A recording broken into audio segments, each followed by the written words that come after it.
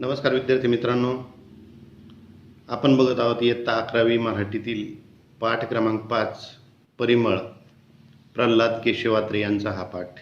मागच्या तासिकेला आपण बघितलंय की बहिणाबाई चौधरींचा मुलगा तो जो आहे त्याची आणि प्रल्हाद केशवात्रे यांची घनिष्ठ मैत्री असते. परंतु यांच्या दोघांमध्ये मैत्री असून देखील त्यांनी त्यांच्या मित्रांनी अद्यापपर्यंत म्हणजे जवळजवळ 13-14 वर्ष त्यांच्या आईच्या कविताबद्दल प्रख्यात्रे यांना सांगितलेलं नसतं. आणि म्हणून मग एक दिवस असंच तो भेटायला आला स्वपनदेव चौधरी आणि प्रख्यात्र्यांच्या हातामध्ये एक चोपडी दिली, म्हणजे छोटीशी वही दिली. त्या वहीमध्ये बहिणाबाईंच्या कविता होत्या आणि एक कविता वाचल्यानंतर स्वपनदेव चौधरींनी थोडीशी एक कविता वाचली आणि ती वाचल्यानंतर अक्षरशः आधाशीपणे प्रख्यात्रे यांनी ती त्या स्वपनदेव चौधरींच्या हातामधली ती चोपडी म्हणजे वही छोटीशी त्या अक्षरशः हिसकावून घेतली आणि मग त्या पटपट सगळ्या कविता त्यांनी त्या वाचून टाकलेल्या आहेत. एवढ्या सुंदर अशा प्रकारच्या या कविता वाचल्यानंतर अक्षरशः प्रख्यात्रे हे भारावून गेलेले आहेत आणि ते आश्चर्यचकित झालेले आहेत. अक्षरशः ते त्याच्यावरती ओरडले की हे बावनकशी सोनं तू आत्तापर्यंत का लपून ठेवलं, समाजाला का उपलब्ध करून दिलं नाही, अशी विचारणा स्वपनदेव चौधरींना प्रख्यात्रे यांनी केलेली आहे. आणि मग स्वपनदेव चौधरी म्हणतात की या सुसंस्कृत आणि सुशिक्षित लोकांना माझ्या आईच्या अशिक्षित आईच्या कविता आवडेल की नाही आवडणार याची मला शंका होती आणि म्हणून मी त्या समाजासाठी उपलब्ध करून दिलेल्या नाहीत. परंतु ज्यावेळेस खऱ्या सोन्याची पारख हा सोनारच करू शकतो, हिरेची पारख हा तो गुणवान हिरेपारखीच करू शकतो, तशा प्रकारे प्रतिभावान कवयित्रीची पारख हा प्रतिभावान कवीच करू शकतो. मग त्यामुळं प्रख्यात्रेने ज्यावेळेस त्या कविता वाचलेल्या आहेत त्यावेळेस त्यांच्या लक्षात आलेलं आहे का नाही, ह्या कुठंतरी शेतामध्ये ज्याप्रमाणे शेतकऱ्याला मोहराने भरलेला हंडा सापडतो तशाच प्रकारच्या ह्या कविता अतिशय उत्कृष्ट प्रकारच्या आहेत आणि त्या समाजासाठी उपलब्ध करून दिल्या पाहिजे अशी धारणा प्रख्यात्रे यांची झालेली आहे. आणि मग तिथून पुढे त्यांनी निश्चय केला की ह्या कविता प्रसिद्धीसाठी द्यायच्या आहेत. पुढे बघा काय होतंय. प्रतिभा हे कवीला लाभलेले निसर्गाचे देणे आहे, ते त्याच्याबरोबरच यावे लागते. मी तुम्हाला अगोदरच्या तासिकेला सांगितले प्रतिभा हे असं एक कौशल्य आहे की माणसामध्ये उपजत असतं, त्याला कशाही प्रकारे घडवावं लागत नाही.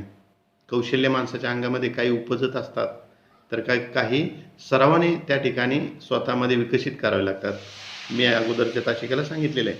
परंतु बहिणाबाई चौधरीमध्ये अतिशय जबरदस्त अशी प्रतिभाशक्ती होती आणि त्या प्रतिभाशक्तीच्या जोरावर त्या सहजरित्या त्या कविता त्या ठिकाणी करायच्या. आणि मग त्याच्यासाठी लेखक काय म्हणतात बघा, यत्नाचा किंवा विद्याचा त्याच्याशी काही संबंध नसतो. ही जी प्रतिभा असते लेखकाची किंवा कवीची जी प्रतिभा असते त्याच्यासाठी शिक्षणच घ्यायला पाहिजे किंवा सुशिक्षितच असायला पाहिजे किंवा परिश्रमच करायला पाहिजे असं काही नसतं. ज्याच्यामध्ये ही प्रतिभाशक्ती असते कवित्रीची आणि लेखनाची तो आपोआप त्या ठिकाणी कविता करत असतो किंवा एखाद्या कादंबरीचं लेखन करत असतो किंवा एखाद्या पुस्तकाचं लेखन करत असतो. त्याला कसल्याही प्रकारचं अनुभव लागत नाही किंवा त्याला कसल्याही प्रकारचं शिक्षण लागत नाही. एखादा जर आता ही बहिणाबाई चौधरीचंच बघा ना, कसल्याही प्रकारे शिक्षण न घेतलेल्या पूर्णपणे अशिक्षित असलेल्या बहिणाबाई चौधरींनी अतिशय उत्कृष्ट प्रकारच्या कविता केलेल्या आहेत. दैनंदिन जीवन जगत असताना जीवनामध्ये येणारे आनंद सुखदुःख याचं असं जिवंत त्या ठिकाणी चित्रण त्यांनी त्यांच्या कवितेमध्ये केलेले आहे. त्यांच्या बऱ्याचशा कविता मी तुम्हाला मागच्या तासिकेला पण सांगितलं की तुम्ही प्रत्येकाने किमान एक तरी कविता मला लिहून माझ्या अकाउंटला पाठवायची. आत्तापर्यंत बऱ्याचशा मुलांनी पाठवलेले आहेत, त्यांचं मी कौतुक करतो. परंतु ज्याने अजून देखील त्या ठिकाणी मला कविता पाठवलेल्या नाही, यूट्यूबवरती बघा, गूगल सर्च करा बहिणाबाई चौधरी यांच्या कविता, तुम्हाला लगेच सगळ्याच्या सगळ्या कविता त्या ठिकाणी उपलब्ध होतील. त्याच्यातली जी आवडेल तुम्हाला ती कविता कागदावरती लिहून काढा आणि मला पाठवा. हे ज्यावेळेस प्रक्रिया अत्रेंनी, आता पुढे बघूया की प्रक्रिया अत्रेंनी सांगितलंय की प्रतिभांचा आणि शिक्षणाचा काहीही संबंध नसतो. एखादा अशिक्षित कवी देखील चांगल्या प्रकारे कविता करू शकतो, असं त्या प्रक्रिया अत्रे यांचं ठाम मत झालेलं आहे. बघा, कोकिळ पक्षाने तोंड उघडली की आपोआप संगीत ऐकायला येतं. प्राजक्ताची कळी उमलली की सुगंधाने ही निश्वास टाकू लागते. तसेच जातीच्या कवीचे आहे त्याचे हृदय ताल धरून बसलेले असते, त्यामुळे त्याच्या जिभेवर शब्द जो येतो तो मुळीत नाचतच येतो. काय म्हणतायत लेखक प्रक्रिया अत्रे, काय म्हणतायत की कोकिळीने तोंड उघडलं की लगेच मंजूळ सूर त्या ठिकाणी सुरू होतो. त्याचप्रमाणे अनेक फुलं, ज्यावेळेस फुलांचं कळीचं रूपांतर ज्यावेळेस फुलामध्ये होतं, सुगंधित फुलांचं, त्यावेळेस आपोआप त्या ठिकाणी सुगंध दरवळायला लागतो. त्याचप्रमाणे एखाद्या प्रतिभावान कवीच्या जिभेवरती एखादा शब्द ज्यावेळेस उच्चारला जातो तर तो शब्द हा ताल धरूनच बाहेर पडतो, असं त्या ठिकाणी लेखक म्हणत आहे. सृष्टीतील सौंदर्य तेवढे त्यांच्या डोळ्याला दिसते आणि जीवनातले संगीत त्यांना ऐकू येते. डोंगराच्या कपारी आडून जसा एखादा झरा उचंबळत वाहत असतो, तसे काव्य एकसारखे त्याच्या हृदयातून उसळ्या घेत असते. असे मानल्याखेरीज जगातील अमर काव्य कसे जन्माला येते हे पुढे सुटणार नाही. ज्याप्रमाणे एखाद्या डोंगराच्या कडेकपाऱ्यातून एखादा झरा कसा उचंबळत वाहू लागतो, तशाच प्रकारे एखाद्या प्रतिभावान कवीच्या मुखातून आपोआप कविता ह्या बाहेर पडत असतात. त्याला कसलेही कष्ट घ्यावे लागत नाही, त्याला कसलेही बुद्धीला जोर द्यावा लागत नाही का हे शब्द आठवायला पाहिजे, ते शब्द आपोआप सहजरित्या त्याच्या तोंडातून किंवा मनामध्ये त्या चारोळ्या म्हणा किंवा त्या कवितेच्या ओळी आपोआप आठवत असतात, आपोआप बाहेर निघत असतात एखादं दृश्य बघितल्यानंतर. तशा प्रकारचे चारोळ्या त्याच्या मनामध्ये आपोआप तयार होत असतात प्रतिभावान कवीच्या मनामध्ये. आणि हेच या ठिकाणी कवीला लेखकाला सांगायचे आहे की बहिणाबाई चौधरी ह्या अतिशय उत्कृष्ट प्रतिभावान कवी होत्या, कवयित्री होत्या आणि म्हणूनच त्या सहजरित्या चांगल्या प्रकारच्या कविता करू शकल्या. बहिणाबाई यांनी तर शाळेचे कधी तोंड पाहिले नाही. त्यांना लिहिता येत नव्हते नि वाचता येत नव्हते. गावातील मंदिरे ह्याच माझ्या शाळा असे त्या म्हणत. रोजचे घरातले आणि शेतातले काम करता करता त्यांनी गाणी रचली आणि त्यातली थोडीशी कुणीतरी टिपून ठेवली. पुष्कळशी त्यांच्याबरोबरच गेली.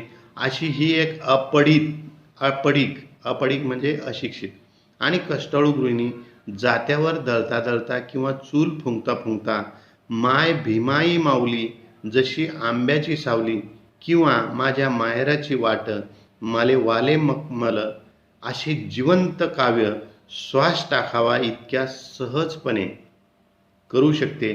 कुणी म्हणेल आपल्या बायकांच्या जुन्या गाण्यात असले काव्य वाटेल तितके आढळून येते, पण तसे नाही. आता लेखक काय म्हणतायत की बहिणाबाई चौधरींनी कधीही शाळेचं तोंड बघितलेलं नाही. त्या पूर्णपणे अशिक्षित आहे, त्यांना लिहिता येत नाही आणि वाचता येत नाही. गावातील मंदिरे हीच त्यांची शाळा आहे.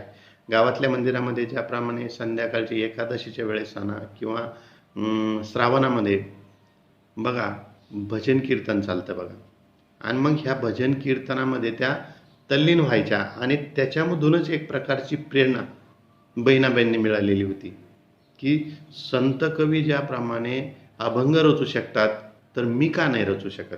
आणि मग त्यामुळेच बहिणाबाई चौधरींनी कधी स्वयंपाक करता करता काव्य रचलेले आहे, तर कधी शेतीची कामं करता करता त्या ठिकाणी गाणी रचलेली आहे.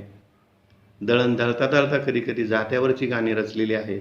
आणि मग अशा प्रकारे आपण ज्याप्रमाणे सहजरित्या कसलाही कष्ट न करता ज्याप्रमाणे आपण श्वास घेतो आणि सोडतो, तशा प्रकारे बहिणाबाई सहजरित्या कविता रचत, गाणी रचत.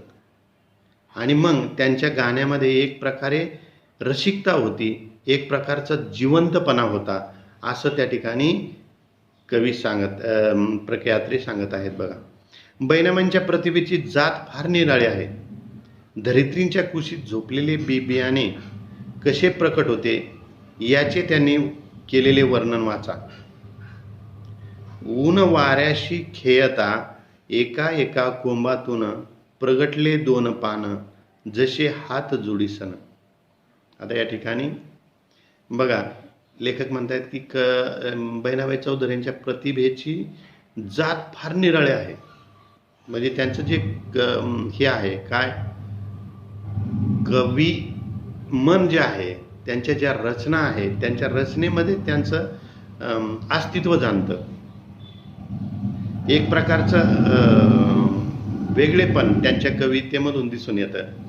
आणि ते वेगळेपण कसं दिसून येतं की ह्या कविता ह्या बहिणाबाई चौधरींच्याच आहे, त्यांनीच रचलेल्या असतील.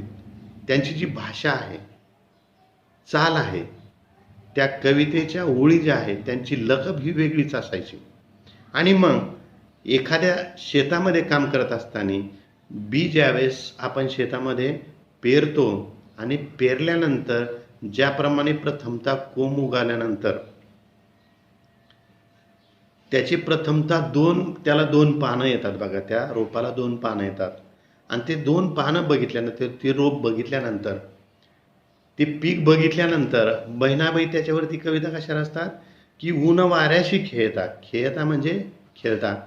ऊन आणि वाऱ्याशी खेळता खेळता एका एका कोंबातून, म्हणजे त्या पेरलेल्या बीमधून कोंब ज्यावेळेस बाहेर येतो, ऊन वाऱ्याशी खेळता खेळता एका एका कोंबातून ज्यावेळेस दोन पानं बाहेर निघतात, जमिनीमधून बाहेर निघतात, त्यावेळेस ते जणू काही सृष्टीला नमस्कार करतायत की काय असा भास त्या ठिकाणी होतो.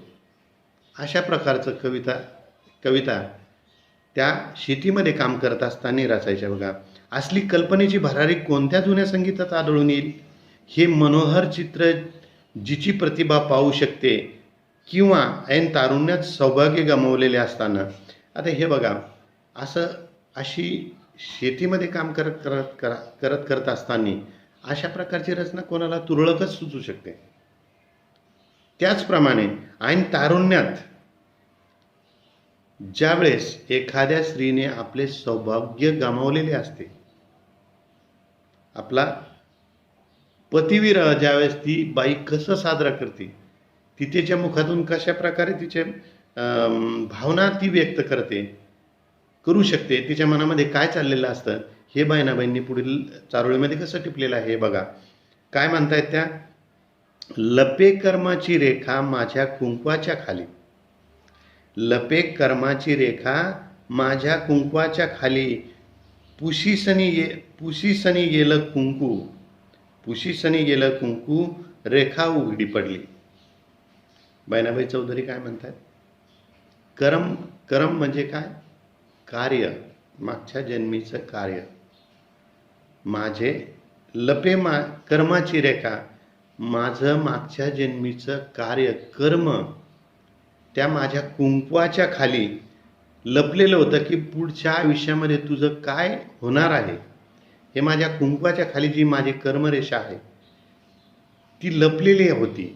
आणि मग ज्यावेळेस माझं कुंकू पुसल्या गेलं, माझा पती ज्यावेळेस मयत झाला आणि त्याच्यानंतर ज्यावेळेस माझं कुंकू पुसल्या गेलं, त्यावेळेस ती कर्मरेषा उघडी पडलेली आहे की तुझ्या आयुष्यामध्ये काय घडणार आहे हे ते कुंकू पुसल्यानंतरच मला कळलं. असं त्या ठिकाणी बहिणाबाई चौधरी एखाद्या महिलेच्या, एखाद्या बाईचा सौभाग्य गमावल्यानंतर काय होतं याच्या संदर्भातल्या त्या चारोळ्या त्या रचायच्या की त्या बाईच्या मनामध्ये काय चाललेलं असायचं. वैधव्याचे असे हृदयभेदक करून काव्य जिच्या मुखातून प्रकट होते तिचे कवित्व सामान्य आहे असं कोण म्हणेल. एखाद्या विधवा महिलेच्या बाबतीत अशा प्रकारचं प्रतिभावान काव्य ज्यावेळेस बहिणाबाई चौधरी रचायच्या त्यावेळेस असं वाटतं की हे कवित्व सामान्य नाहीच, हे कोणीतरी प्रतिभावान कवयित्रीच करू शकते, असा त्या ठिकाणी प्रख्यात्रे यांना भास होतोय. आता बघा पुढे काय म्हणतात प्रख्यात्रे. सकाळी उठून बहिणाबाई चौधरी घरोट्यावर म्हणजे जात्यावर बसून दळू लागल्या की जात्यातून तिकडे पीठ पडू लागायचे आणि इकडे यांच्या होटातून कावे सांडू लागायचे. अरे घरोटा घरोटा तुझ्या तून पडे पिठी, तसं तसं माझं गाणं पोटातून येतं ओटी. घरोटा म्हणजे जातं, होटी म्हणजे ओठ. ज्यावेळेस पहाटेच्या वेळेस सकाळी सकाळी जुन्या काळामध्ये गिरण्या नसायच्या, मग पूर्ण कुटुंबासाठी त्या ठिकाणी अन्न तयार करण्यासाठी पीठ तयार करण्यासाठी धान्य दळावं लागायचं आणि पूर्ण कुटुंबासाठी ती एक दिवसभराचं धान्य दळावं लागायचं.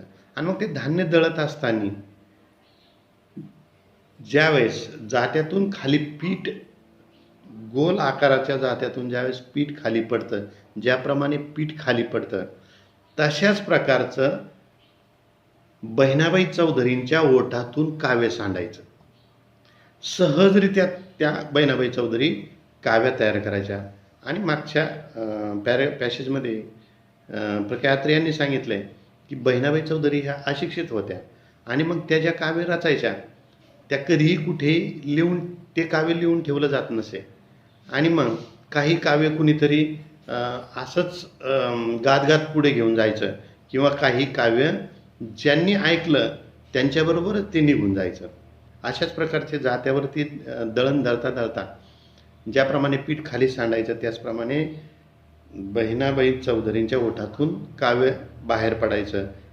काय अरे घरोटा घरोटा तुझ्यातून पडे पिठी. अरे जात्या तुझ्यातून ज्याप्रमाणे पीठ पडत आहे तसंच माझं गाणं देखील माझ्या ओठातून आपोआप बाहेर पडतं, असं बहिणाबाई चौधरी स्वतः बाबतीत म्हणतात. बघा हे त्यांचं वर्णनच मुळी त्यांनी स्वतः करून ठेवले आहे.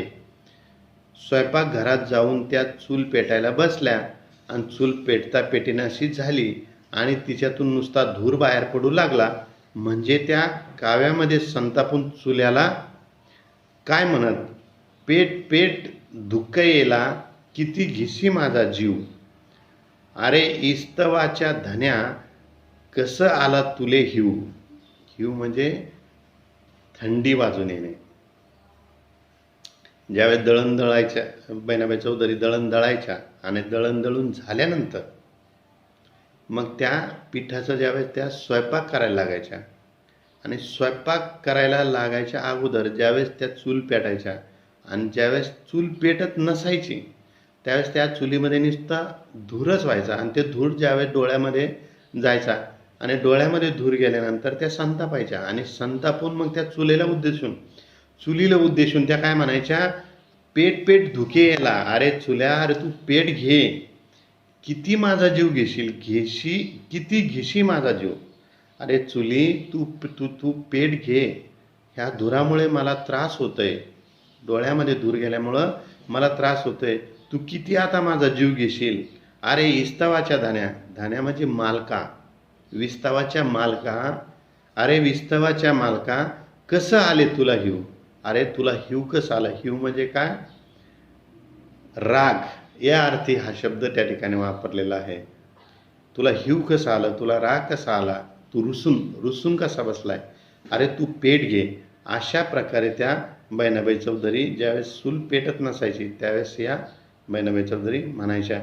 पुढे चूल पेटली, तवा तापला आणि भाकरी टाकताना हाताला चटके बसू लागले म्हणजे संसाराची रहस्य काव्यरूपाने त्यांच्या मुखावाटे निघून यायची.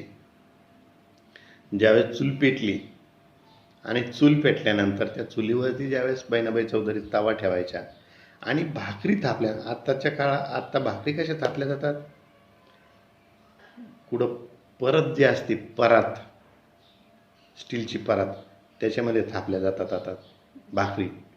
जुन्या काळामध्ये परातीच्या आकाराची ही असायची, लाकडी काठत असायची आणि त्या काठतीमध्ये भाकरी थापल्या जायच्या आणि मग भाकरी थापल्यानंतर त्या तव्यावरती टाकल्या जायच्या आणि तव्यावर टाकताना बहिणाबाई चौधरींच्या हाताला ज्यावेळेस चटके बसायचे त्या चटक्याची जोड संसाररूपी जीवनाला कशा त्या जोडायच्या हे खालील कवितेतून त्या सांगतात बरं. अरे संसार संसार जसा तवा चुल्यावर, आधी हाताला चटके मग मिळते भाकर. काय म्हणतात? अरे माझ्या संसारा, संसार कसा असतो? अरे संसार संसार माझा संसार कसा असतो? जसा तवा चुल्यावर, ज्याप्रमाणे तवा चुल्यावर असतो आणि ती भाकरी भाजत असताना आपल्या हाताला ज्याप्रमाणे चटके बसतात आणि चटके बसल्यानंतरच आपल्याला भाकर खायला मिळते, त्याचप्रमाणे संसार आपला पूर्ण करत असताना आपल्याला सुखदुःखाला हे सामोरं जावंच लागतं आणि मग संसार आपला पूर्ण होत असतो, असं त्या ठिकाणी बहिणाबाई चौधरी सांगत आहे. आजच्या तासिकेला एवढंच. आज पुन्हा एक मी स्वाध्याय सांगतोय तुम्हाला की बऱ्याचशा मुलांनी आत्तापर्यंत, ज्या मुलांनी, मी जे मागच्या तासिकेला स्वाध्याय सांगितलं होतं की प्रत्येक मुलांनी बहिणाबाई चौधरी यांची कविता लिहून ती मला व्हॉट्सअपला पाठवा. तर ज्या मुलांनी अद्यापपर्यंत कविता लिहिलेली नाही त्या मुलांनी गुगल क्रोम असेल किंवा गुगलवरती सर्च करायचं आहे, अरे संसार संसार एवढं जरी टाकलं तर तुम्हाला ती बहिणाबाई चौधरी यांची पूर्ण कविता त्या ठिकाणी पाहायला मिळेल. आणि मग ती कविता त्या ठिकाणी लिहून काढून मला, ज्या मुलांनी कविता लिहिलेल्या नाही त्या मुलांनी कविता माझ्या पर्सनल अकाउंटला सेंड करायच्या. ज्या मुलांनी मला कविता पाठवलेल्या आहे त्या मुलांची नोंद मी माझ्या वहीमध्ये ठेवत आहे. मागच्या तासिकेला पण सांगितलं की जे मुलं स्वाध्याय सोडणार नाही त्या मुलांच्या नोंदी माझ्याकडे आहेत, जे मुलं स्वाध्याय सोडतात त्या मुलांच्या नोंदी आहे. ज्यावेळेस रेग्युलर, हे कोरोना संपल्यानंतर रेग्युलर कॉलेज चालू होईल त्यावेळेस प्रथमतः मी या मुलांकडून, ज्यांनी स्वाध्याय सोडलेले नाही त्या मुलांकडून किमान 3 वेळेस किंवा 5 वेळेस स्वाध्याय सोडून घेईल, एवढं लक्षात ठेवा. मग ज्या मुलांनी सोडलेलं नाही त्यांनी आज पुन्हा सांगतोय, बहिणाबाई चौधरींची अरे संसार संसार जसा तवा चुल्यावर आहे ही कविता सर्व ज्यांनी स्वाध्याय सोडलेलं नाही त्यांनी लिहून मला पर्सनल अकाउंटवरती पाठवायची आहे. धन्यवाद.